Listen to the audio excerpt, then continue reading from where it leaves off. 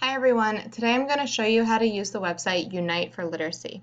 This is a free website that lets you read books on the computer. To go to it, you go to uniteforliteracy.com. It'll take you to this page. You don't have to log in. All of these are different books that you can read. The other thing about this website is that you can choose to have the books written in English or Spanish, and you can choose to have them read to you in a lot of other different languages. Not every book is available in every language, but it does give you some good options. So if I want to switch the language, I go up here to where it says English. You can see I want them written in English or Spanish.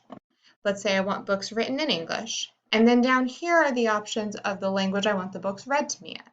So if I click on more languages, these are all the different language options on this website. Let's say I want books written in English, but they can be read to me in Arabic. So I click there, and then I click on the check mark. This gives me all of the different options. If I want to scroll, I can click on this arrow over here, and then those will give me more options. Let's say I like this book, Spring Senses.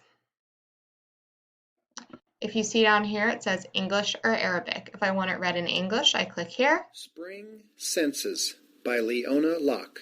If I want it read in Arabic, I click here. أحاسيس الربيع بقلم ليونا لوك. The arrow right here lets me turn the page. And again, I can click on English or Arabic to have it read to me. If I want to go back to the beginning, I go to Return. If you want to switch the language, you click back up here. Let's say I want books written in English, but they can be read to me in Spanish now. You can see it changes the options because there's different books available in different languages. Now I want to read Baby Animals. Same thing. I click on English. Baby Animals by Leona Locke. And then Spanish. Los animales bebés por Leona Locke.